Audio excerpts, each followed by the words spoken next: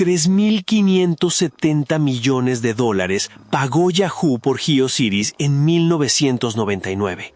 10 años después la borró en tela. 38 millones de páginas apagadas, sin copia oficial de la empresa que la compró. Nadie ahí guardó nada. Lo que sobrevive hoy lo salvó gente que no tenía nada que ver con Yahoo. Ese precio equivale hoy a unos $6.800 millones.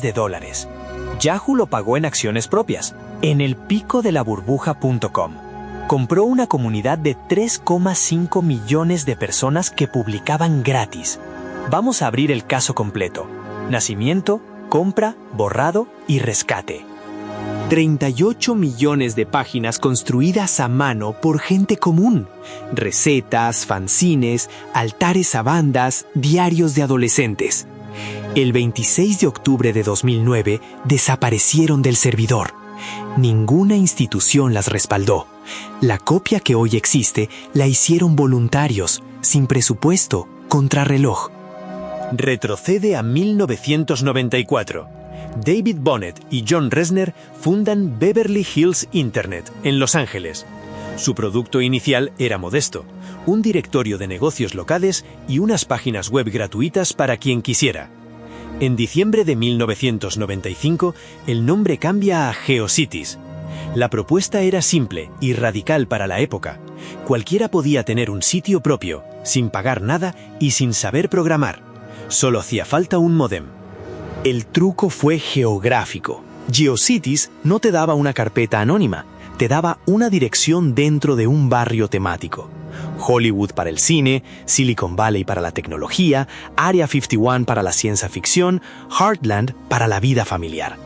Tu web tenía número de casa, como Hollywood/1247. A los usuarios los llamaban homesteaders, colonos. No eras un cliente con una cuenta, eras un vecino con una calle. Aquella web tenía una estética inconfundible: fondos de estrellas, texto parpadeante, contadores de visitas y el cartel de "En construcción", con un obrero animado. Muchas páginas te recibían con una canción MIDI que no podías apagar. Era feo, lento y profundamente honesto. Nadie optimizaba nada. La gente publicaba lo que le importaba, sin métricas ni algoritmo que la premiara. El modelo creció más rápido de lo que nadie esperaba. A finales de 1998, GeoCities ya era el tercer sitio más visitado de Estados Unidos, solo por detrás de AOL y Yahoo. Mediametrics le contaba cerca de 20 millones de visitantes únicos al mes. Todo ese tráfico lo producía gente que trabajaba gratis, en sus horas libres. Ese detalle explica la valoración que llega después. El 11 de agosto de 1998, GeoCities salió a bolsa a $17 por acción. Cerró la primera sesión en algo más de $37, una subida del 119% en un solo día. La empresa nunca había ganado dinero. Ese año facturó 18,4 millones y perdió casi la misma cantidad. Wall Street no compraba beneficios, compraba la idea de una audiencia enorme. Para entender el precio, hay que mirar el termómetro de la época.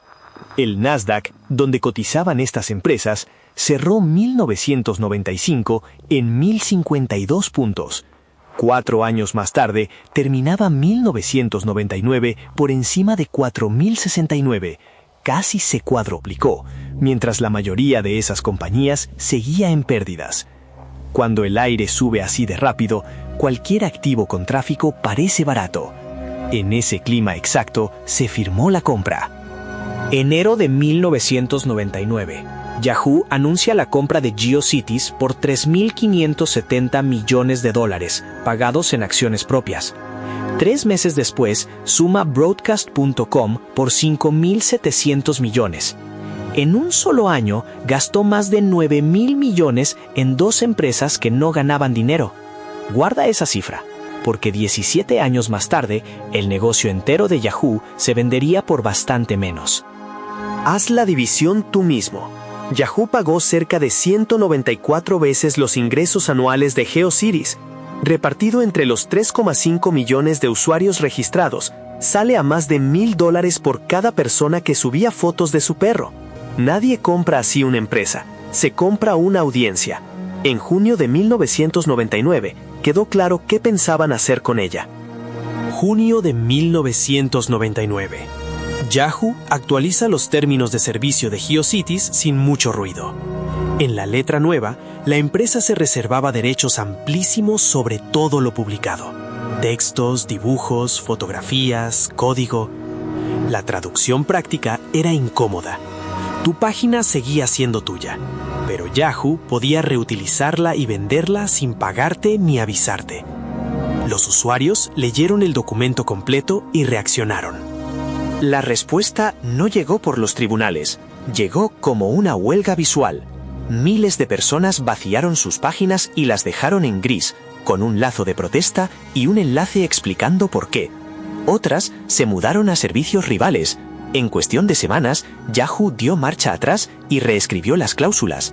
Fue una de las primeras derrotas públicas de una plataforma frente a sus propios usuarios. La comunidad ganó ese asalto, pero perdió la guerra de desgaste. Yahoo llenó las páginas de publicidad y ventanas emergentes. En 2001 terminó el alojamiento gratuito sin límites y aparecieron los planes de pago. Al mismo tiempo llegaban Blogger, MySpace y más tarde Facebook con herramientas mucho más fáciles. GeoCities se convirtió en un barrio viejo del que todos se mudaban poco a poco. El 23 de abril de 2009, Yahoo publicó un aviso breve.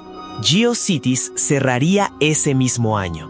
No hubo plan de archivo, ni exportación masiva, ni acuerdo con ninguna biblioteca pública. La fecha del apagón fue el 26 de octubre de 2009.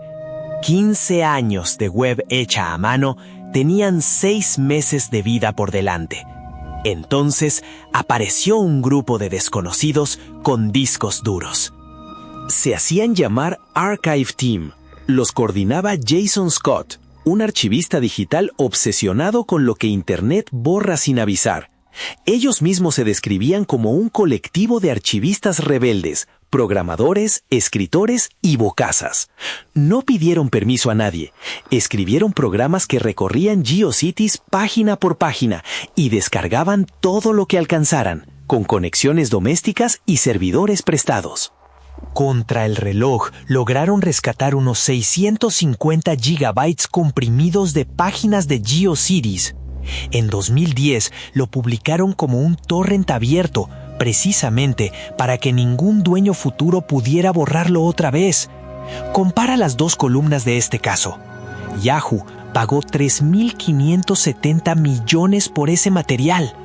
Un grupo de voluntarios sin presupuesto fue el único que se molestó en conservarlo. Hay una excepción que descoloca. GeoCities Japón, operada por Yahoo Japón bajo licencia de marca, siguió funcionando después del apagón estadounidense. Aguantó casi una década más y cerró el 31 de marzo de 2019. La misma idea y la misma marca, con 2 muertes separadas por 10 años. El producto no murió por viejo en 2009, murió donde dejó de sostener un balance. Ahora mira cómo terminó el comprador.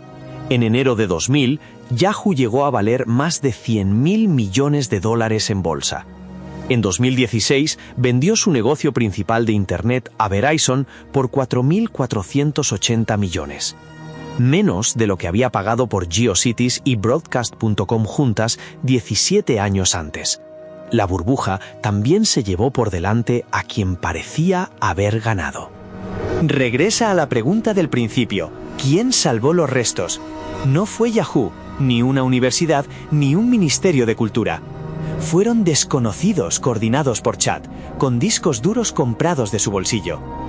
Lo que Yahoo compró por $3,570 millones nunca fueron las páginas, era el tráfico que producían. Cuando el tráfico se marchó, el archivo se quedó sin dueño interesado. El patrón se repite hoy con otro decorado. En 1994 publicabas en un servidor ajeno y lo llamabas tu casa. En 2026 publicas en aplicaciones que también pueden cerrar, cambiar sus términos o borrar tu cuenta sin explicación. Cambió el diseño y cambió la velocidad, no la relación de fuerzas. Sigues siendo inquilino de una máquina que no controlas. Abrimos GeoCities en Canal y firmamos el diagnóstico. La comunidad era real, millones de personas publicando sin permiso ni intermediarios. El activo que Yahoo compró por 3.570 millones nunca lo fue. La promesa de un Internet gratis para todos no se apagó sola, se liquidó como cualquier otra posición de una burbuja. ¿Vivo o muerto? Adáver. Lo que te llevas a casa, si no tienes copia, no es tuyo. Si esto te sorprendió, busca nuestro video sobre el no de 1 millón a Google. Suscríbete y pide la próxima disección.